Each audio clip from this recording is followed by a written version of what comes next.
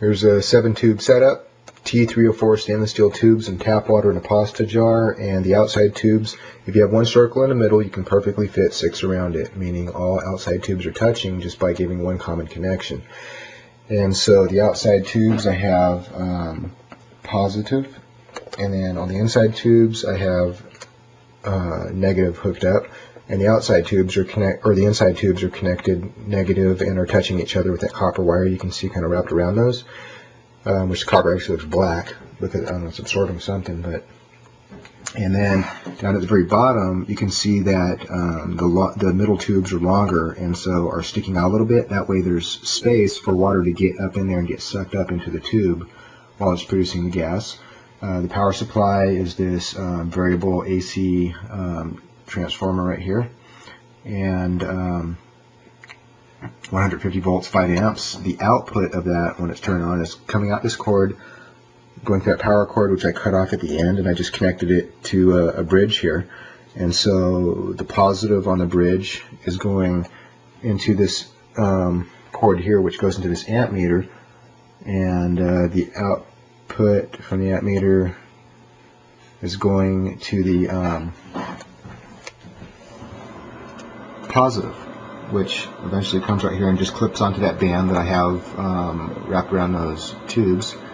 And the negative is just clipped there at the top, right there.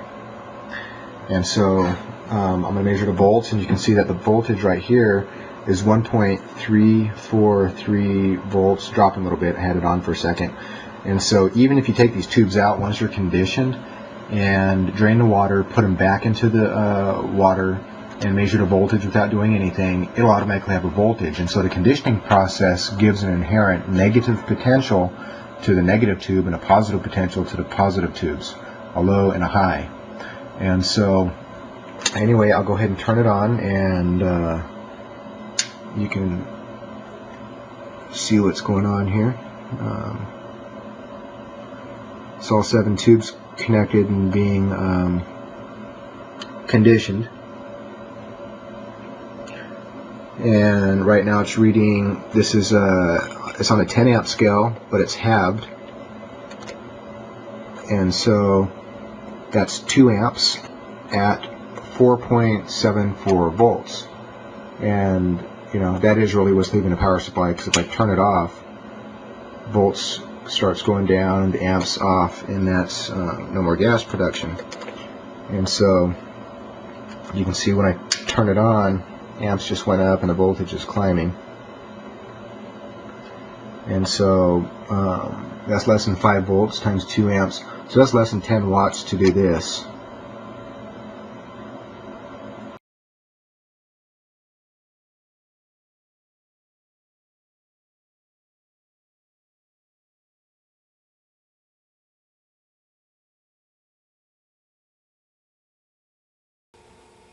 T304 stainless steel tubes for the water fuel cell. Anodes positive tubes outside, cathodes negative tubes inside. One circle in the middle, you can perfectly fit 6 around it. That's the geometry of a circle.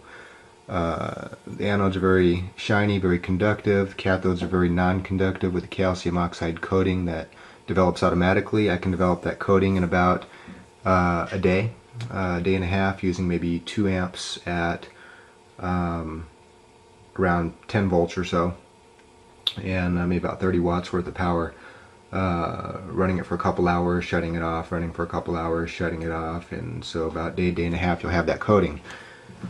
Now let's look at what the conductivity is, and let me get a zoom in of the powder. A little bit is on the inside of the cathode, but most is on the outside, and also it good little amount gets on a ridge. So anyway, you can see that coating is definitely there, and it's easier to see when you take them out and you actually let them dry compared to if they're still sitting in water. You may have quite a bit of that coating and may not realize it if your tubes are always wet, so let them dry out and take a look at them. So anyway, this is got it set for there's an ohm meter there, and I'll show you the conductivity. So you can see probe to probe is good conductivity there. Now anode to anode, or very conductive. And if you you can see that that white powder coating is non-conductive. I mean, it scrapes. I just touched the probes, but you can see, I mean, less than a millimeter away, there's no conductivity at all. Doesn't matter which. Oh, just touched them. Okay, not conductive. So there's a couple spots where the stuff is rubbed off, and if you hit those spots, obviously it's going to be conductive. But for the most part, you just keep developing this coating, and that's restrictive to the electron current moving from the negative tube to the positive tube, and that's exactly what you want if you're looking only for voltage potential sitting at each of the plates without the current flowing. And so you can see that this calcium oxide coating is very non-conductive and is very restrictive to the current from flowing, and so this is very desirable. So there you go.